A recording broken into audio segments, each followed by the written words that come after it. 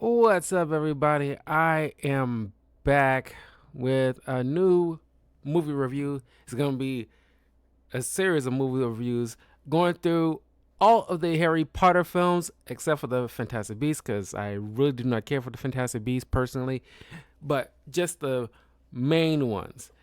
So I want to make sure that I got all everything prepared. I got my Hufflepuff hoodie. I didn't want to wear my winter hat. It's like way over here. But got my Hufflepuff scarf. And I got my Hermione Granger wand. Eventually I will get in fact I probably should do a collection of wands that I'm thinking about. Well, I'll see how I feel because I definitely want to get Harry and Ron's wand eventually next time I go to the Harry Potter store downtown. But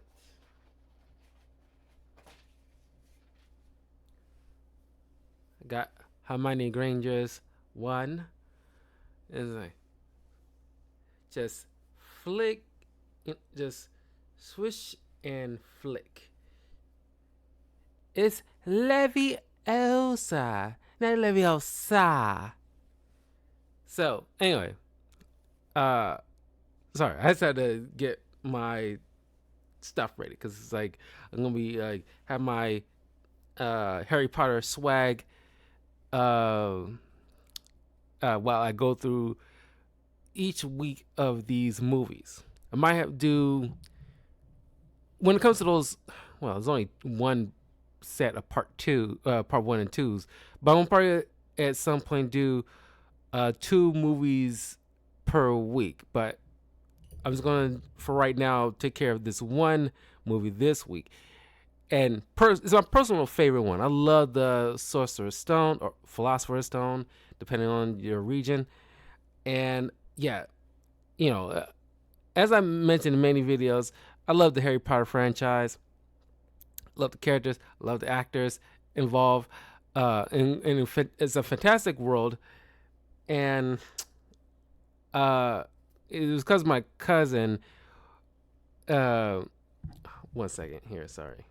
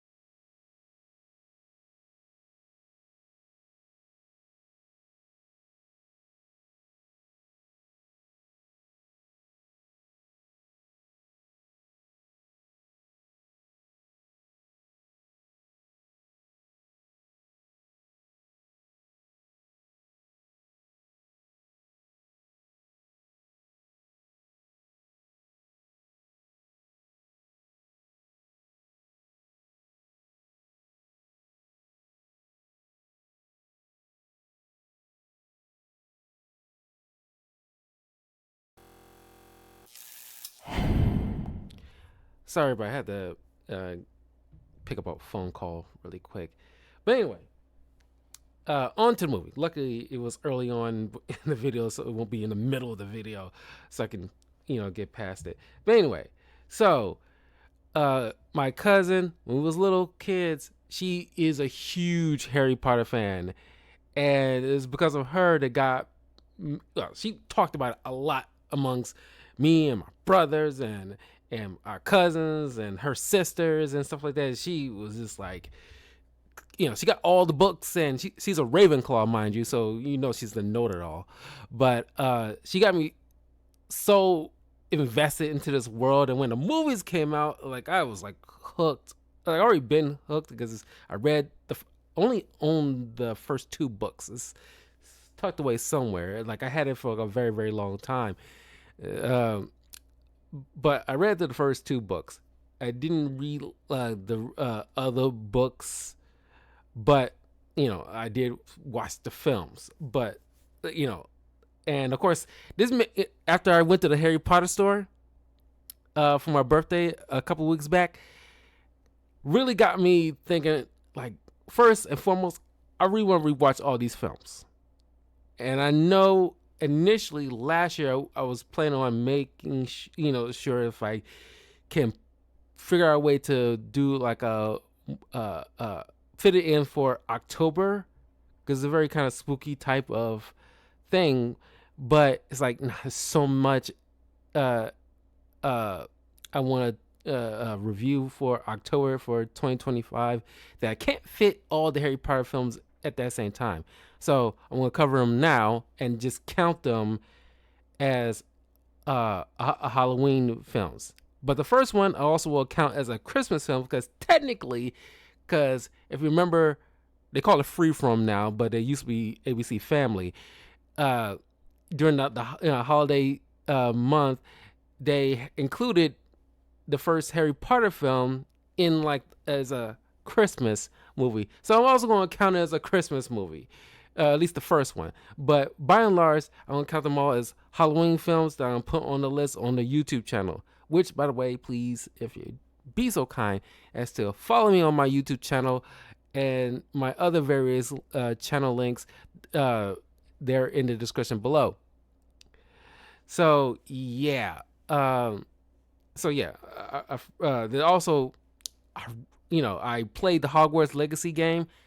Have a great time with that game. Very fun. There is a mention of a sequel, but the whole situation with J.K. Rowling, and then of course there's the TV show, which I don't think, if it was going to make a TV show, they should have just make it, at least my personal opinion, based on the founders of the houses, rather than just retelling the same story that we got from the movies. They're already going through this whole rigmarole with like Black Severus Snape, which is all kinds of just weird. Like, why even do all that stuff when he's going to raise unnecessary controversy and just give us what we expect, and we'll just be happy.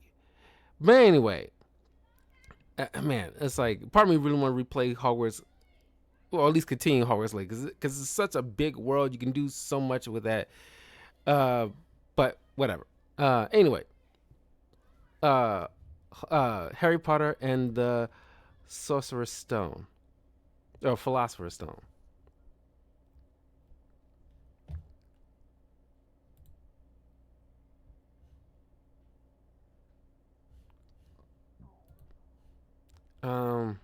So of course, based on the book series, written by J.K. Rowling, who is, I know she's kind of controversial right now, but I don't necessarily agree with everything she does. Some stuff I do agree with, but it's completely up to your personal views. Okay, you can't agree with 100% of everybody, but there's personal stuff. Some stuff I do kind of agree with J.K. Rowling about, but this movie is directed by Chris Columbus, who made various, young young teen type of films that we all grew to love, like the first two Home Alone films. It's probably why I love this first film so much, because it's just a whimsical film.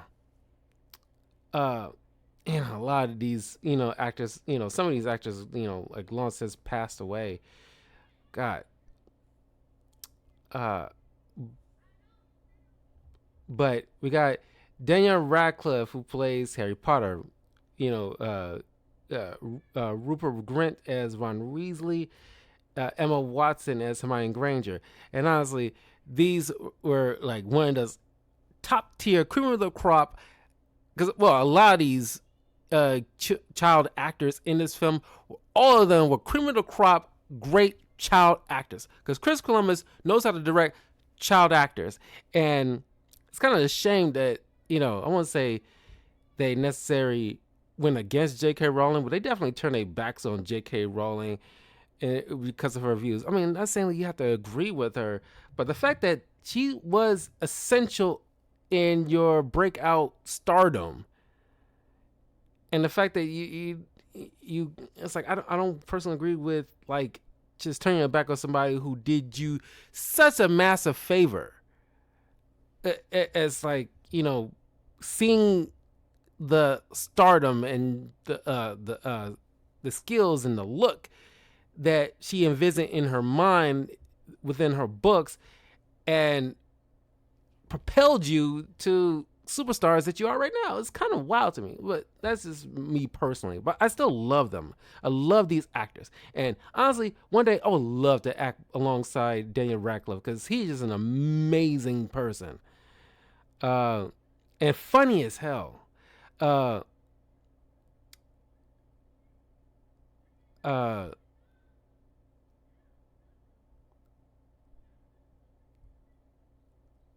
uh,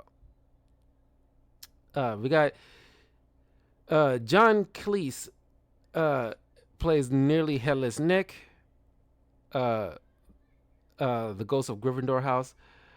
The late Robbie Coltrane as Rupert Hagrid, the half giant Hogwarts gamekeeper.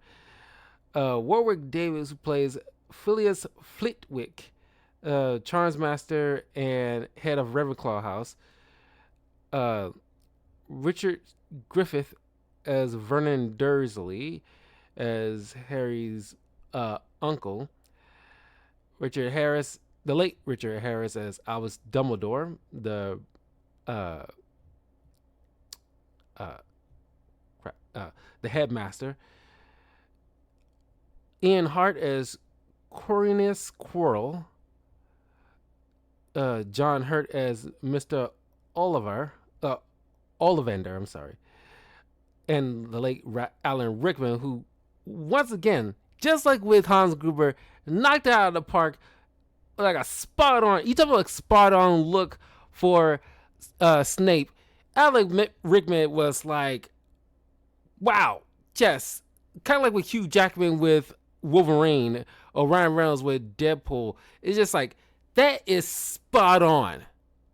The look, because that's half the casting is nailing the look, especially if you have like a, if it's based off of something, they have to nail the look, because it's not something you just came up, it's not an original tale.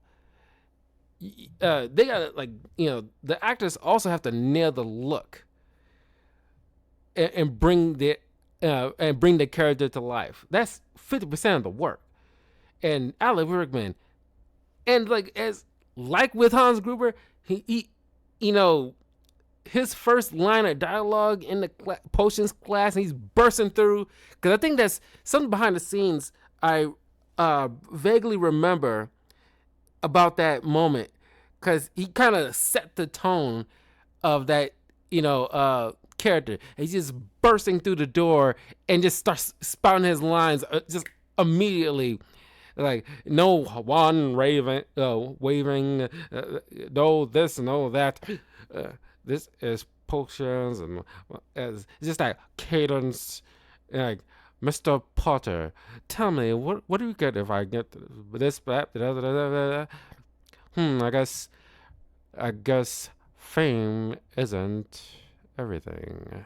It's just that, oh my God, that is just like powerful character. It's like, oh God, amazing character. You're talking like a, of course, we'll get through it the whole entire season, but like all these characters have an amazing arc that by the time I get to the last film, I'll probably cover in depth with like the arc these characters go on. Uh, but I just have to bring it up. Anyway, we got Fiona Shaw as Petunia Dursley, Harry's aunt, who is the sister to Harry's mother. Uh, and that's the familial connection. Maggie Smith as Minerva McGonagall, the deputy headmistress. Oh, and Snape is the potions master and head of Slytherin House. Uh, Julie Walters as Molly Weasley, Ron's mom, who will also get like an awesome moment in later in the movie series. Uh, Tom Felton plays Draco Malfoy, who was in Chicago early April during the grand opening of the Harry Potter store in downtown Chicago. So like from what my friend told me, because he found it out how like uh, uh, the streets was like crazy blocked and everything was like darn near sold out by the time it closed. But it was insane.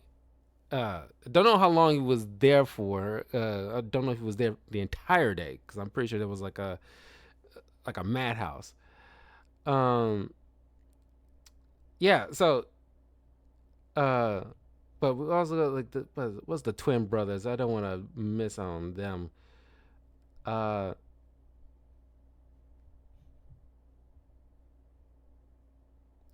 Harry Melling plays Dudley Dursley, Harry's cousin. Uh, uh,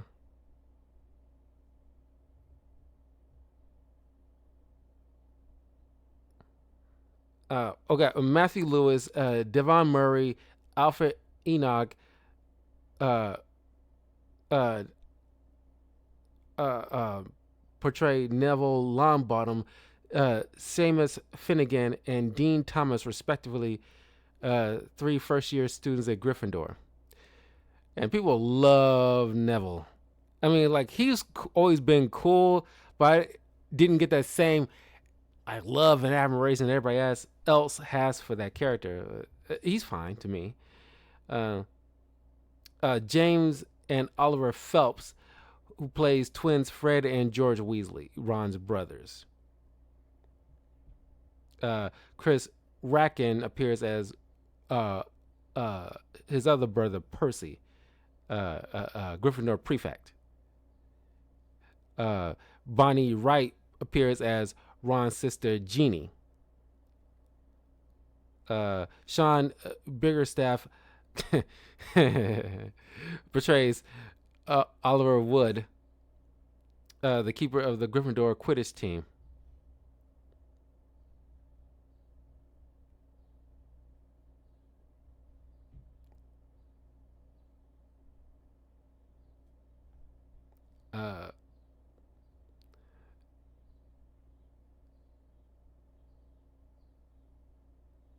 Uh, okay.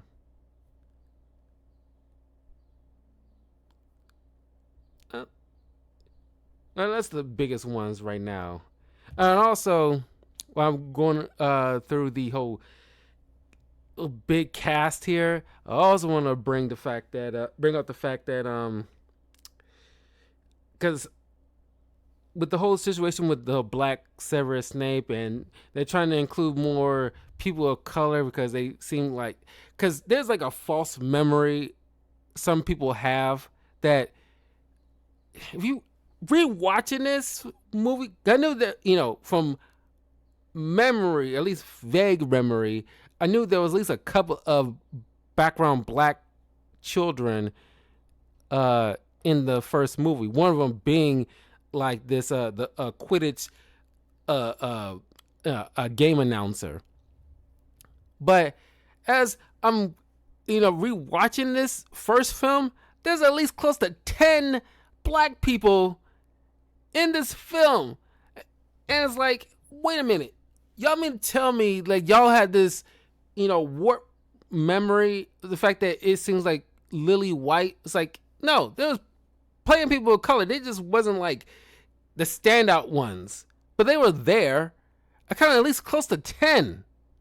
It's like fairly close to 10 black people. Uh, you know, the side characters or like background characters, but they're there. So it's like, oh my god, you could miss me with this whole.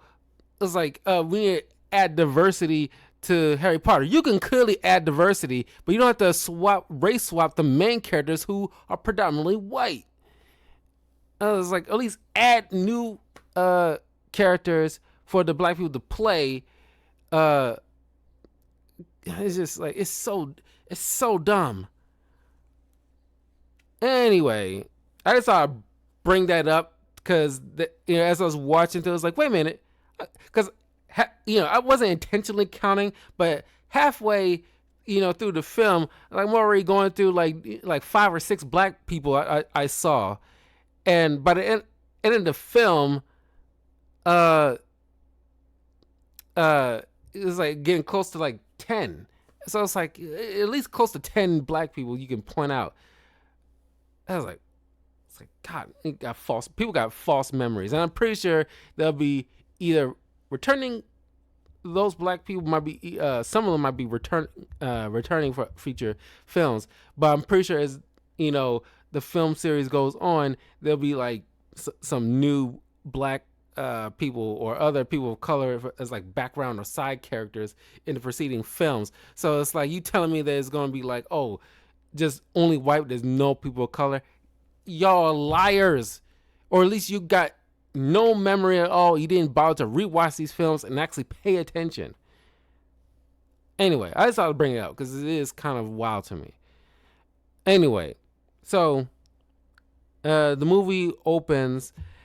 Let me preface this by saying, because this kind of goes without saying, all these films are great, but as I will go through the films, I will point out the ones that I find least great out of the bulk.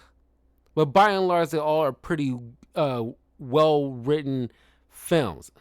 I think, like I said, I haven't watched these films in such a long time, but I'm pretty sure it's either Prisoner of Azkaban or Goblet of Fire I like the least. I'm pretty sure it's Azkaban. Can't remember. It's one of those two. Once I rewatch them, I'll probably give like a clear, concise answer to that. But it has to be one of those two, from what my memory is telling me. Anyway, so the movie opens with Dumbledore. I keep wanting to call her Maggie Smith. McGonagall and Hagrid drop off baby Harry to the Dursleys' house, figuring he'll be safe from the evil that was trying to hurt him. And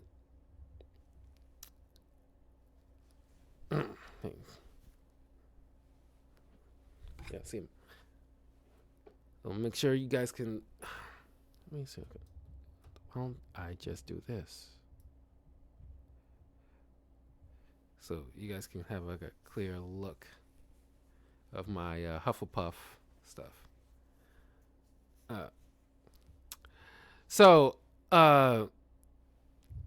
Man, like I said, once I get to the final film in the weeks to come, I will give like an overall concise point about the arc of a lot of these characters. I think I might group the Dursleys into one overarching character, singular. But The Dursleys are a piece of work. I forgot how because I haven't seen this movie in such a long while. I forgot how much the Dursleys suck. But that's the whole purpose. But the actors play their role to a T. Just mean and just spiteful and just overall unnecessarily cruel. And Harry doesn't understand why. You get handy down kind of disheveled clothes. You can just tell when they was going to take that ride to the zoo, and his outfit he's wearing is too big for him because he's a very skinny kid, a little lopsided, clearly like not new at all. They're barely even you can barely call them handy downs. It's so drab. And Mr. Dursley explains to Harry, no funny business and blah, blah, blah. Because, they have him sleep underneath the stairs. It's kind of wild to me. It's like, I don't know sure what the protocol is because they is technically next of kin, but it should be some level of child protective services involved in this kind of situation. I'm pretty sure there's child protective services, or at least some facsimile of that, because I'm pretty sure we call it here in America child protective services.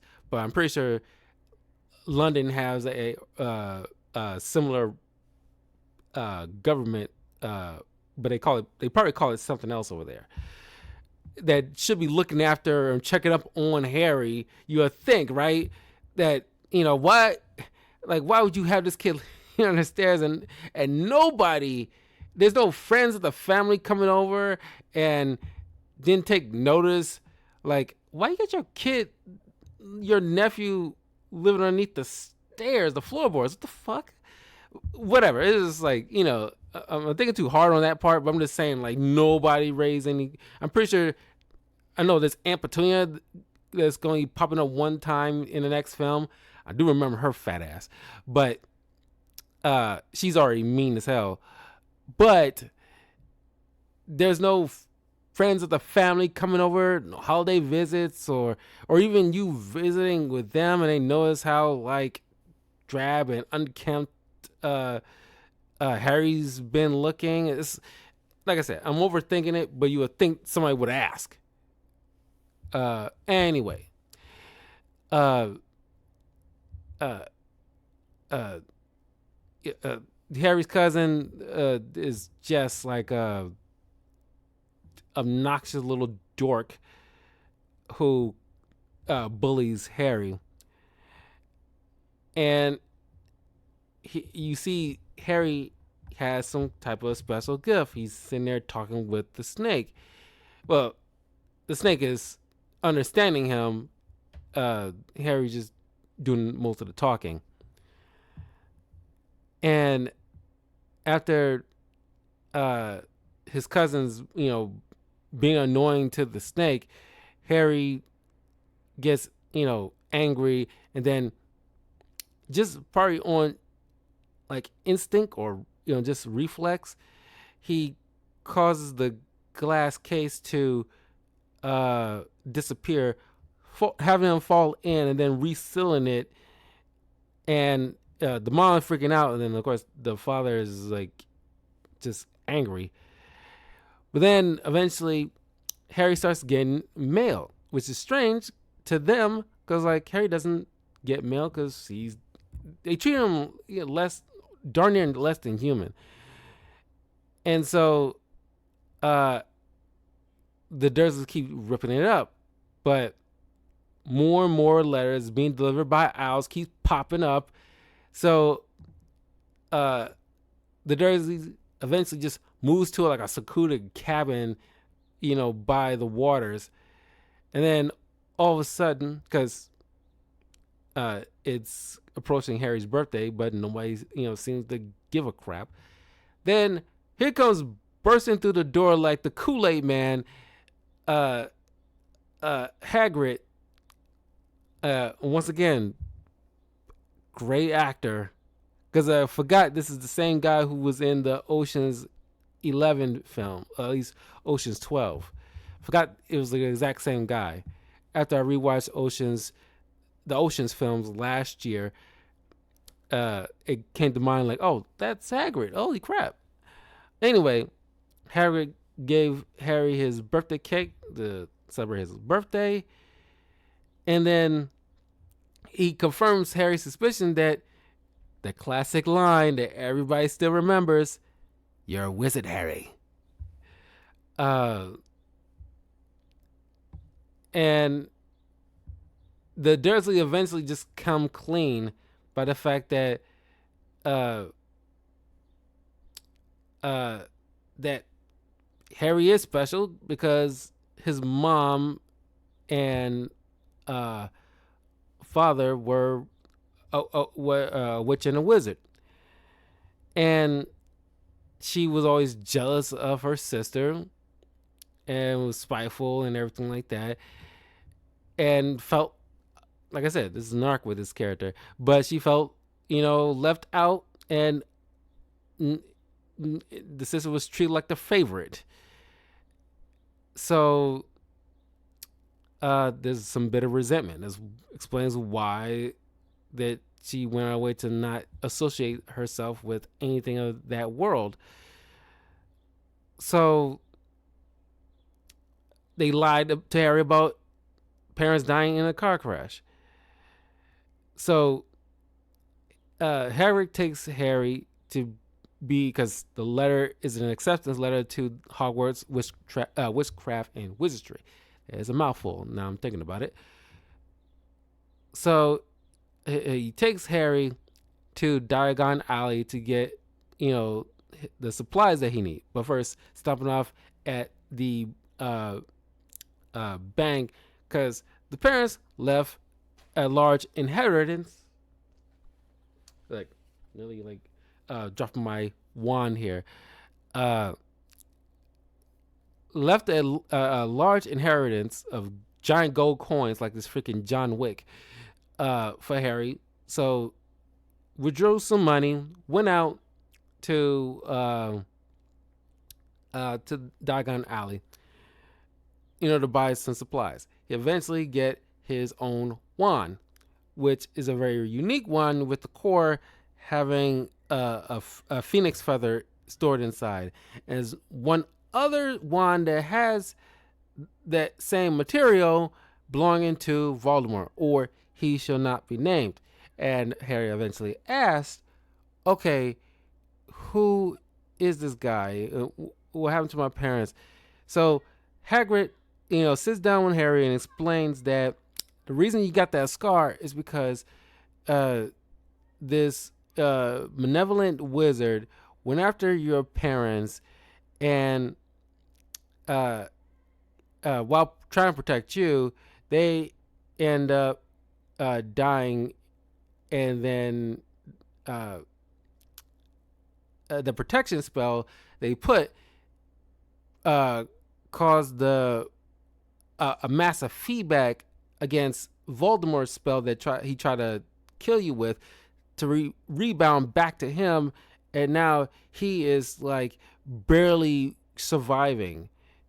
He's not dead, but he's out there somewhere, barely surviving.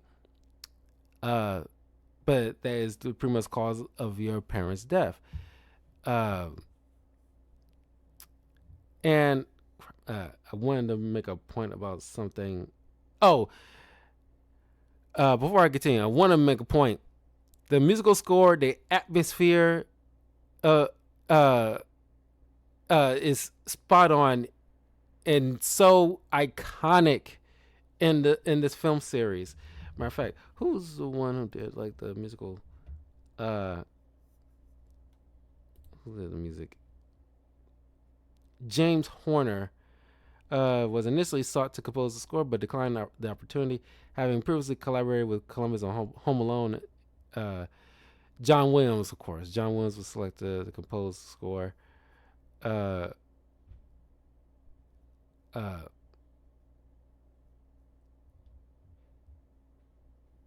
So yeah, so of course it's amazing. Anyway, also the Okay, if I give this, this particular movie any kind of con, is some of the CGI. Clearly, Chris Columbus wasn't, you know, well, he put the CGI in the right spots. There is a centaur that shows up that looks pretty decent, but and then the look of the little dragon Norbert looks pretty good. But for the most part, when it is especially when it comes to the humans, when they try to use CGI on the humans for certain situations, they look like, you talk about something look rubbery. That they end up looking very rubbery, and I'm pretty sure even by that particular time period, it wasn't considered all that good. But everything else was so, and that goes to show that people can ignore bad CGI if everything else was so spot on. That at that point, that can, be glossed over by and large. That I want to make a point about right here and now. Anyway, so uh Hagrid left Harry at the train station to look for a platform 9 3/4, even though that wouldn't exist. But Hagrid, don't know why he didn't bother to mention. Oh, hey, by the way, there's like a hollow ghost like area that you can enter through in order to get you to the magical spot where the train is. But whatever. That's where he ends up meeting Ron Weasley and his family, the Weasleys. Just, they consider, kind of like the, upper lower class, lower middle class type of family of wizards and witches. So nothing too prestigious, but just kind of like everyday common wizards, you know. So Ron's mom teaches Harry how to get through 9 3/4. A very loving mom. Probably one of the best moms in pop culture history is Ron Weasley's mom. So him and Ron go on the train, buy a couple of snacks, and get acquainted with each other. They also end up meeting Hermione Granger, the know-it-all, who I'm surprised didn't end up in Ravenclaw the way she acts.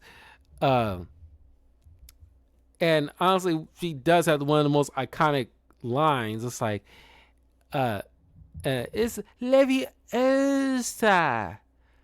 I wonder if Emma Watson constantly gets asked to do that line, because she even as a little girl, she did that line so freaking know-it-all-y that it's darn near funny.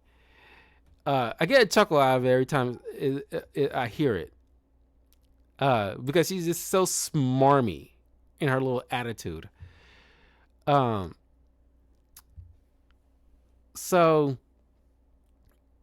and matter of fact, I really should look it up, because, like, how did this muggle born?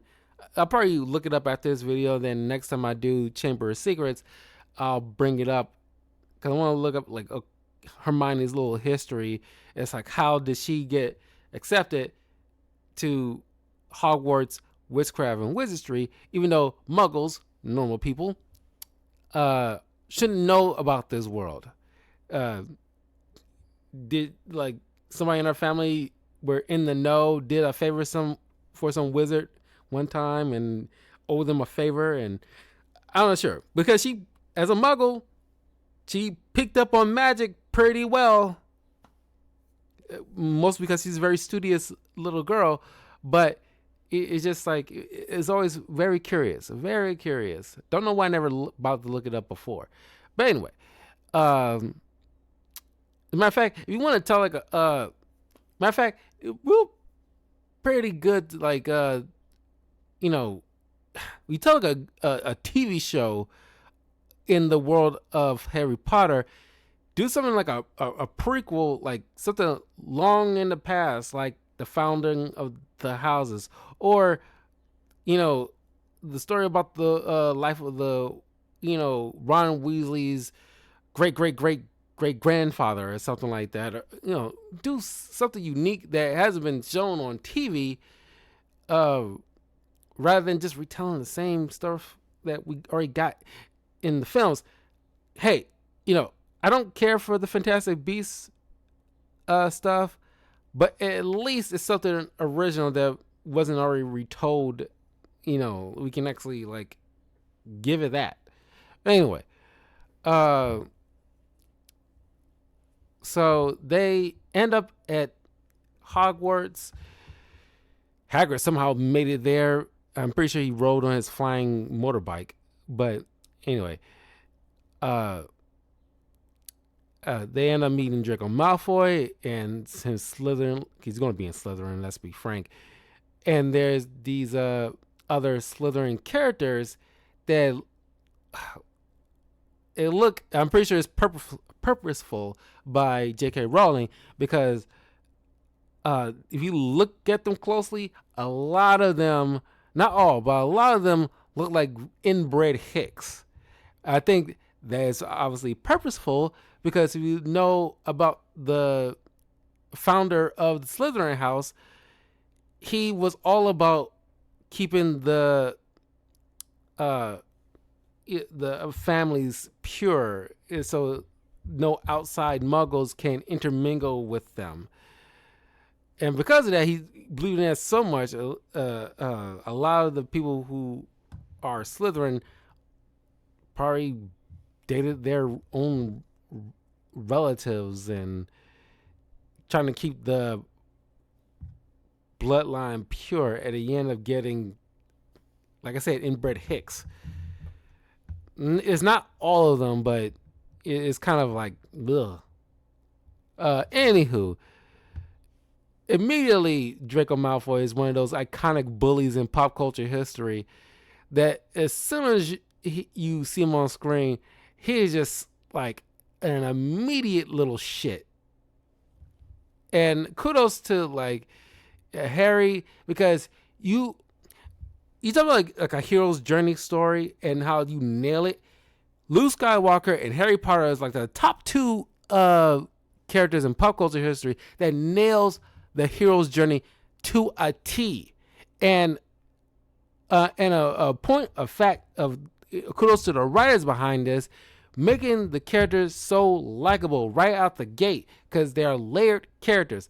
And that's what I'm afraid of when they bring in Hermione Granger in the TV show, because this day and age, they are forcing this girl boss cliche on a lot of female characters. Not all, but it's so much so that it's kind of hard to not recognize it as you see it, where people gonna have like a nasty knee-jerk reaction to it. And it's not necessarily their fault. It's Hollywood who keep pushing that kind of crap without making legit layered characters, layered female characters. Like Hermione Granger, you immediately know a lot about this character. Not like she's vomit dumping her backstory in one scene, but she's charming. It's like she enters the scene looking for a frog. I'm pretty sure it's like Neville Longbottom, because he always had like a frog with him. And she just immediately recognized Harry, and then she just insert herself into the room, because she's very extrovert, and then she immediately just shows off her skills without having to tell nobody. It's show not tell, where she just use her magic wand and repairs Harry Potter's glasses that was held together by tape. And it's just like she just is immediately likable. Uh, and then like more times you see with her, she just she's helpful, but in kind of like a know-it-all kind of way. Uh, she's kind of like the glue in a way in this trio. But that's how you make a great female character. She's iconic and timeless, kind of like Sarah Connor or Ripley from Alien.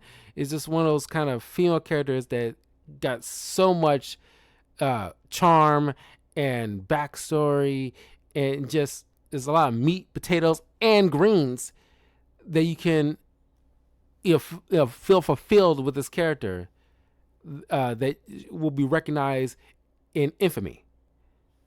Not like something like you see from the Acolyte, where it's like you just like you don't know anything about this character. Uh, anyway, uh, so they meet McGonagall and they get sorted into their houses. Of course, the trio end up in Gryffindor, and uh, uh, they end up meeting Snape in potions class, and it's just like I said. Every time she's on screen, you can't help but love Hermione. She's just immediately one of those kind of, those kind of kids, and when you grow up in middle school, those kind of kids that's like so eager to answer questions because they study and they very studious kind of kids. Like it's like one of those kids. Like I'm pretty sure we all were like that at some point in middle school because I remember having those moments in middle school when I first started learning integers, like I was nailing it because I really easily picked it up, and it's like unlike everybody else, I immediately knew the answers. Like I'm just like nailing it, but teacher didn't want to call on the same kid. Gotta let other kids see if they know the answer to that question too. But anyway, uh, uh, at one time the trio get lost, and they end up finding a three-headed dog named Fluffy. You'll know his name will be Fluffy, and clearly guarding like a trap door underneath his paw. So of course it's kind of like a Scooby-Doo mystery they stumble on into during like a learning kind of like gym class, I guess, or PE. They learn about Quidditch. And of course, Neville, being kind of a lovable dope, who I guess some might argue he's probably the most powerful wizard, but he just can't control the level. That's the theory. I'm not sure I buy it wholeheartedly, personally, but Neville, from what people surmise, might have so much power that he can't control it. That's why things just blow up in his freaking face. That wasn't Neville. That was some other kid. But Neville had this kind of rumor about him that he probably has some kind of power that he just can't control. There's some goofy stuff ended up happening. He ends up breaking his wrist in like a Quidditch accident.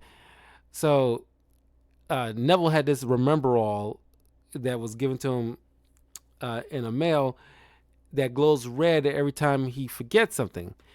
Kind of a useless tool, if you ask me. If like it's like if you don't remember it, you being told you forgot something is going to help you remember it. It's going to probably drive you nuts because you're trying to force yourself trying to remember something you forgot. Well, most of the time that's not going to work. Usually you got to relax your mind and keep your mind off of certain things, and then something just pops in your head. But a remember all would probably be more useful if it shows you an image of something that you forgot, or at least give you some kind of context clues, because that way you have something to focus your mind about. That's all I'm saying. As a matter of fact, speaking of the spells and artifacts and potions and all the other stuff, now if you really think about it, because Robot Chicken made this joke about the fact that you teaching young kids how to wield magic, which is equivalent to freaking nuclear warheads half the time, because you can wave your wand and make a feather float or make objects float. which I'm glad they kind of used that skill in order to deal with a troll situation, which I'll get to pretty soon. But that's how you make great stories, because you uh, set something up and have it pay off later as like a quintessential storytelling. Anyway, uh, uh, so uh, Malfoy picks up the remember all that uh, uh, uh, Longbottom dropped, and decides he wanted to play keep away with it. And bringing up about Harry, being a great character, it's like he shows his likability and who he is as a character by standing up for others, and immediately brushes off Malfoy when he's trying to recruit Harry into his little den of thieves, and it's like, no, thank you. Like, I know who my friends are, and who I'm not supposed to associate myself with. That shows a mark of great character in Harry, and why we cherish him as one of the best heroes in pop culture history, and a person that everybody looks up to. But he also stands up for somebody like Neville, who he barely associated with. But the fact that this smarmy little a-hole of a kid decided to take something that doesn't belong to him and want to do something dastardly, like throwing it on top of the roof, where A, you taking something that doesn't belong to you, and B, you have the nerve to toss it somewhere where the kid won't be able to get it. But the fact that he announced what he's going to do kind of defeats the purpose of, ditching it somewhere.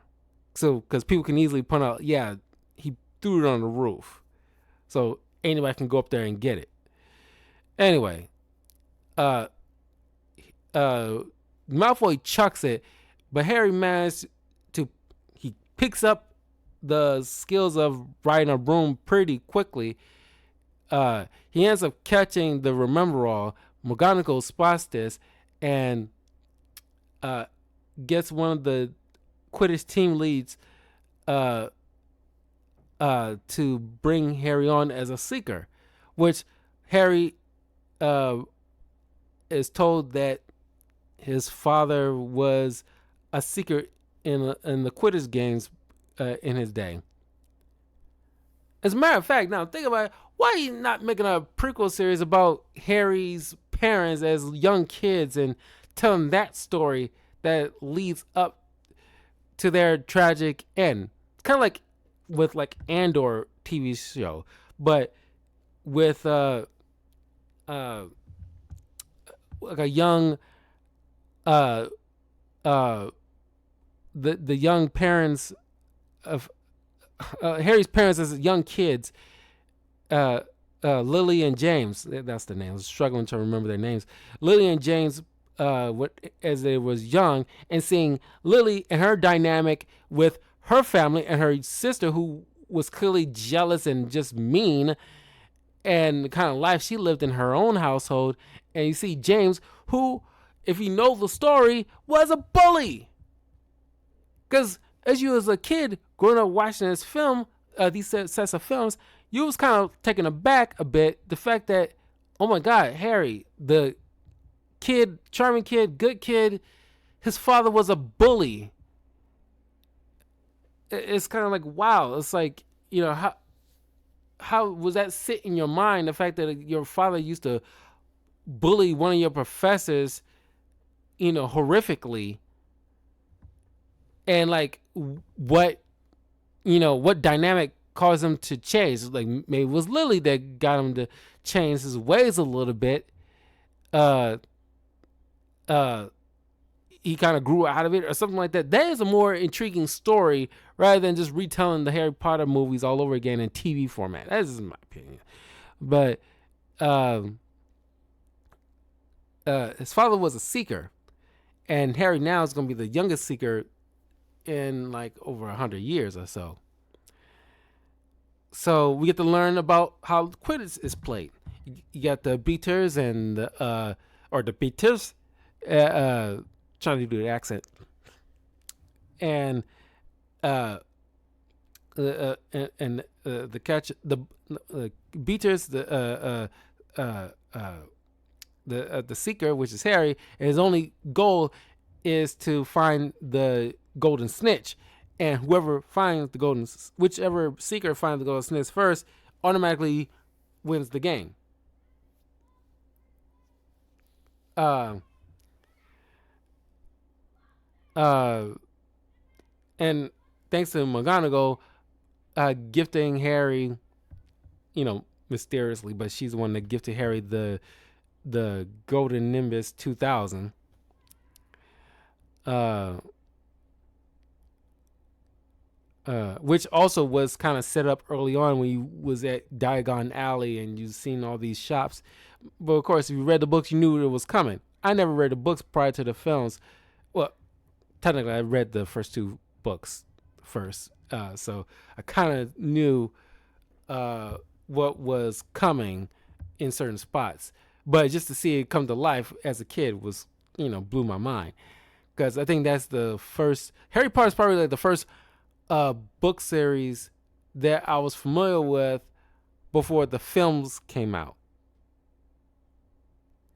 So, like most people who watch certain movies that were adapted from books, I was in the kind of a unique position to be able to like point out certain things that was probably left out, or things that I remember from reading as being amazed how it's brought to life, all that stuff.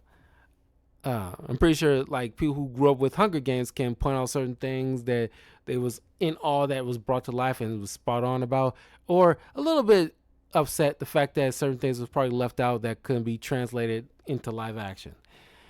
Uh, anyway, uh,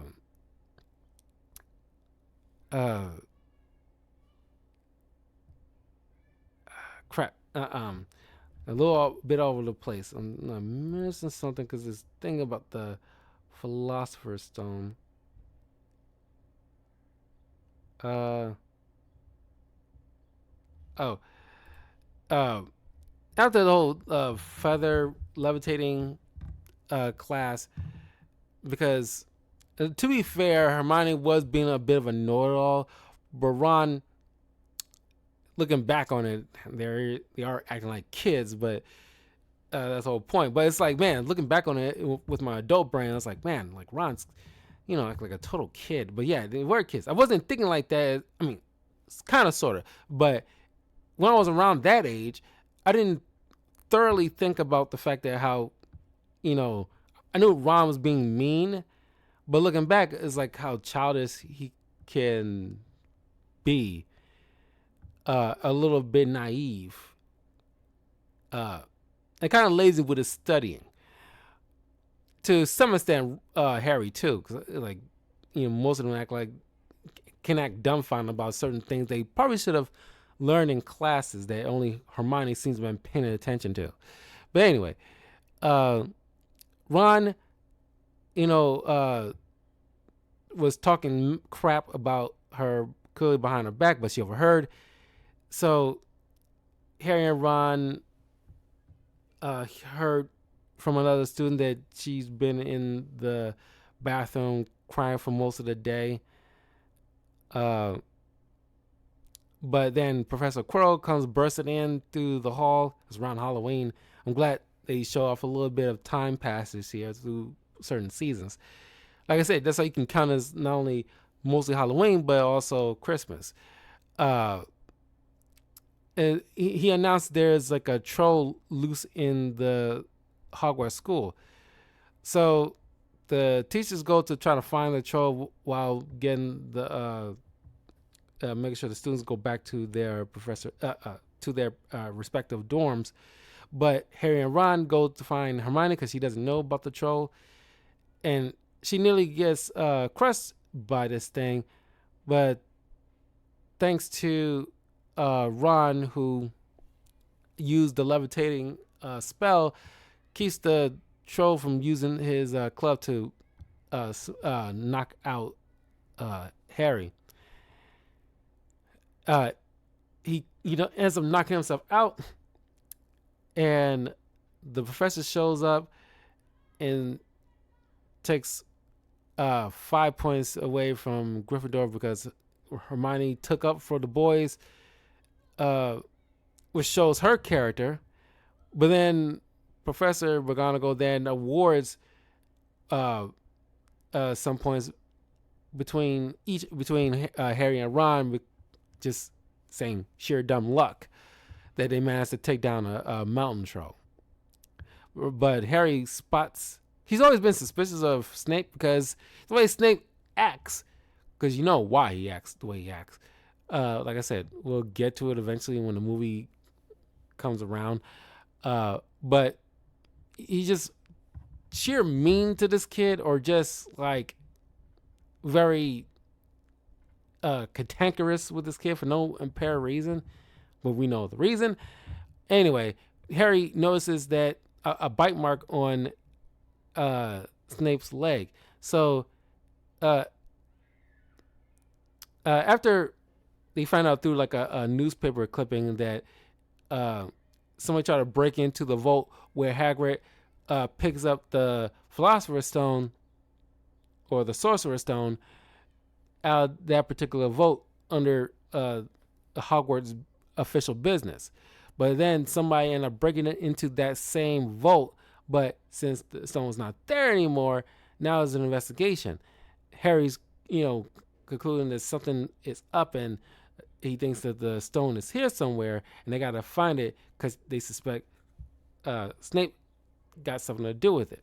And that's probably what the dog was guarding. But then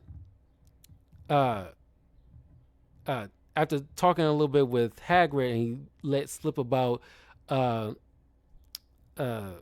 creator of the stone, Nicholas Flamel, they went to try to investigate who was Nicholas Flamel, but they coming up short. During the Quidditch game, Gryffindor versus Slytherin, they end up getting an early lead, but then the Slytherin bastards end up knocking out the head captain who's guarding the goalpost, and then the black girl Gryffindor end up getting knocked out of the ring. And the fact that it's like the PE coach of the Quidditch stuff clearly is reffing this. Like, where are you? Why ain't calling timeout? Nothing stuff. A couple of these kids should be hurt because they've fallen from like a relatively high place. Not enough to kill, but they definitely should be having like a concussion or broken bone or something.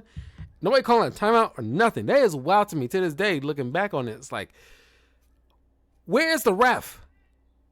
And clearly these little inbred hicks are just like breaking some level of rules. Sure, it's kind of like, I guess you can think of it like hockey or something, but even still, there should be like a timeout or at least a penalty or something. But Harry spots the golden snitch, but he having trouble with this broom, and Hermione and Ron notices Snape, keeping direct eye contact and mumbling seemingly a spell. They assume he's the one that's jinxing the broom. So Hermione goes over, use a fire spell to light Snape's robe on fire, which breaks his concentration. Harry got control of his broom again, and he races. He ends up swallowing, but technically catching the golden snitch, winning Gryffindor the match.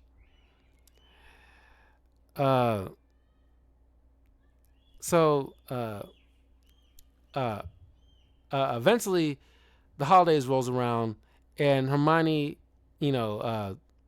while taking like a holiday trip back home for the Christmas season, while Ron and Harry stay behind because Harry doesn't have anybody to he doesn't want to go back to the Dursleys for holiday thing. He probably won't end up, if he goes, he probably has no way he's gonna make it back.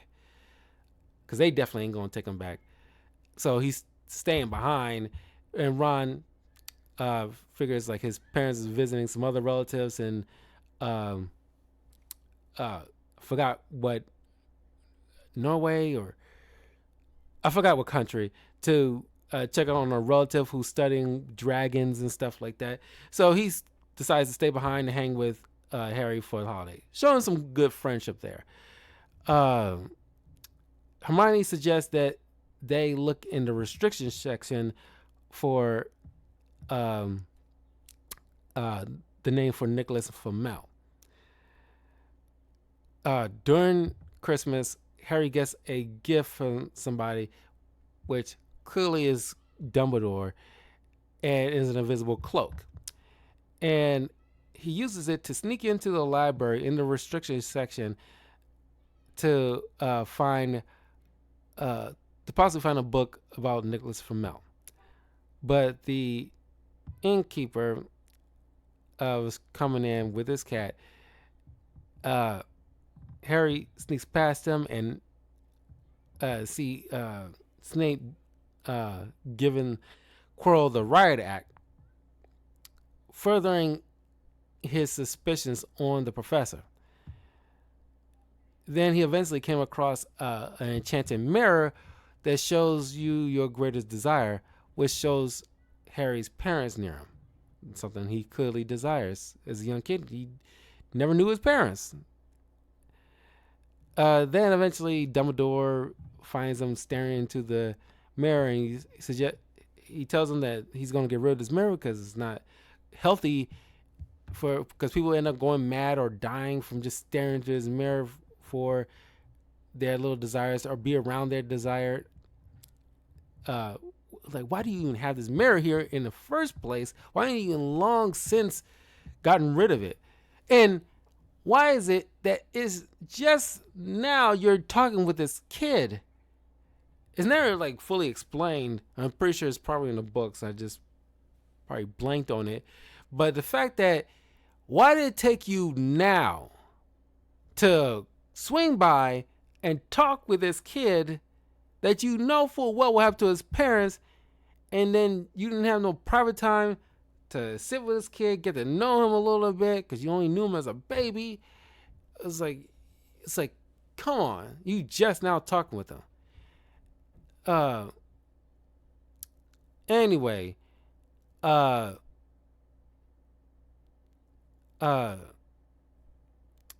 when people start coming back from their Christmas break, Hermione then all of a sudden remembers that she checked out a book for quote unquote light reading, and it's like, oh yeah, like I had this book this whole time. That's where like the Nicholas Flamel is in it. It's like, are you kidding me right now?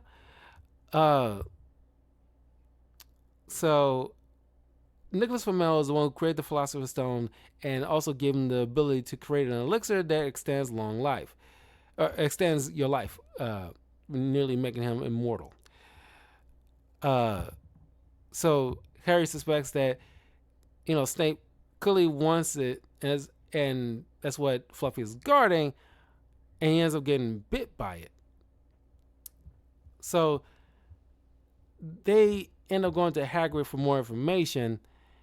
They see him, hatching a dragon egg, but they end up getting spotted by Malfoy, who for some reason is following them for some odd freaking reason. Like I said, it's probably more detailed in the book, I believe. But he ends up snitching to McGonagall, but all four of them end up getting detention, with Hagrid helping him out into the Forbidden Forest. And Hagrid is getting in trouble because he's not supposed to have like a dragon egg at all, because that's not something that's supposed to be on the grounds of the school.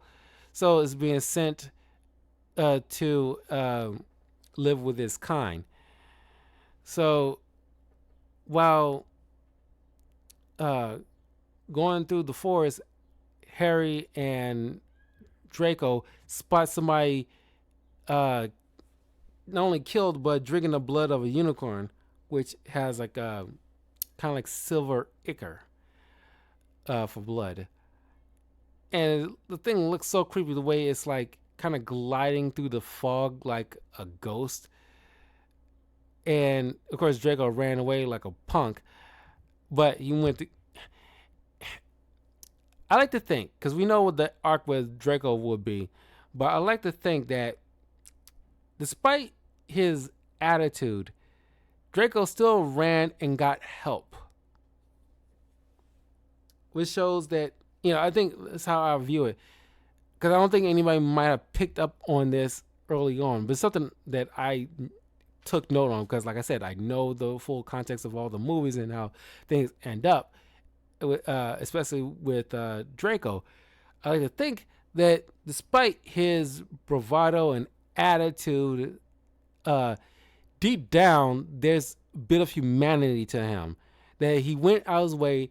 Sure, he still left him there, but he still went out to make sure he got an adult. He went to find Hagrid to come deal with this kind of situation. Uh, but then a centaur shows up. What was the centaur's name? I'm blanking on it. Uh,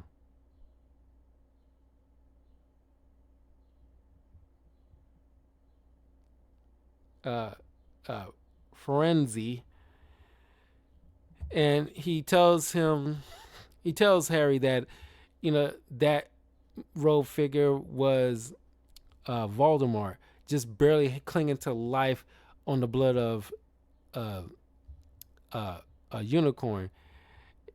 It doesn't give you full life; it gives you kind of like a half life, and the half life is cursed. So you continuously have to drink in order to keep yourself sustained. Otherwise, you'll just wither away and officially die. Uh, so, uh, the trio ends up learning how to get past Fluffy via music. But once they show up, they see like a harp magically playing, lulling the dog to sleep. So they slip through the door, which they end up. Well, I like these 3-tiered test things, which caters to each of these kids' skill set. They go through these kind of black vine things that, if you relax, it just automatically lets you go, but it grips tighter the more you panic.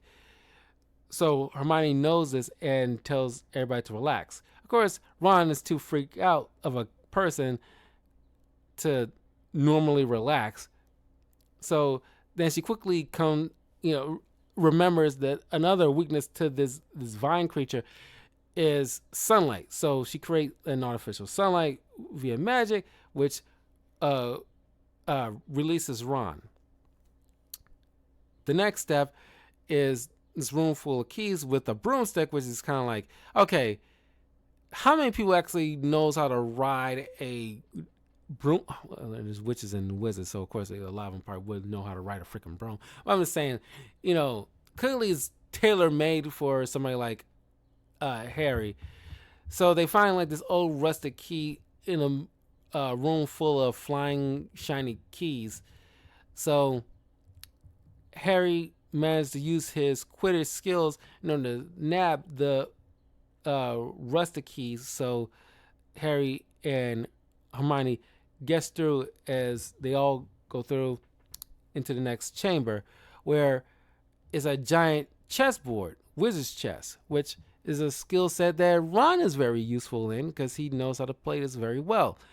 So, but the only thing is, it's kind of coincidental. There's 3 open spaces for these 3 kids in order to take part in this real life wizard's chess. Well, I guess they could have just do like Ron did and hop on top of the knight. They can even hop on top of one of the game pieces if the situation called for it. But anyway, thanks to Ron sacrificing his knight self, so Harry can be allowed to checkmate the king. So Harry tells Hermione to look after Ron while he goes the rest of the way, and finds out it wasn't Snape who was behind all this. It was Professor Quill, who has the remnants of Voldemort on the back of his bald head, and he has that enchanted mirror that's supposed to have been disposed of, and uh, thanks to the mirror, because it allowed Harry to get the Philosopher's Stone. Of course, he's still keeping it away from Voldemort, despite him trying to entice him by saying like, "Oh, I'll bring back your parents alive again." And of course, he calls him out on it. But thanks to the enchantment left by his parents, specifically his mom, Harry's mere touch allows him to cause Quirrell, and by extension Voldemort, to turn to dust. But Voldemort's spirit flies away to be seen later. But Harry gets knocked out. He wakes up in an infirmary speaking with Dumbledore. He explains that his friends are fine. They're well. Dumbledore might be around, but we'll be ready, kind of thing. I didn't want to forget this because Hermione earlier in the film mentions to Harry that well, the one person that Voldemort probably fears is Dumbledore. So as long as he's around, you can't be touched. But then a few scenes later, Dumbledore was called away on business in London. Womp womp. Anyway, everybody's leaving Harry a bunch of candy snacks, which I really want to go back to the Harry Potter store because those snacks are fire. The jelly beans and the chocolates and all. Oh my god, they were so fire. Of course, I gobbled them up pretty quickly, but I still have the containers. I'm keeping as keepsakes in my Harry Potter bag. You can see right there my Harry Potter bag with. I keep all my other knickknacks and swag that I got from the store, like my one. Anyway, the movie ends as the kids prepare to leave home because the end of the year is over. Of course, the Gryffindor win like House Cup, blah blah blah. Not really pay attention to all the points because how do you even monitor those point systems anyway? 50 points to Gryffindor. It's like what is that anyway? And they never made any sense to me, or I don't know how much people cared about that system anyway. Anyway, but that was Harry Potter and the Philosopher's Stone. Great film. Like I said, it is my personal favorite one because it's just the whimsy of it all. It's just like that's probably what sealed the deal for me and set the tone for the entire franchise. And of course, the movies get progressively a little darker as the series goes on because we're growing up with these kids.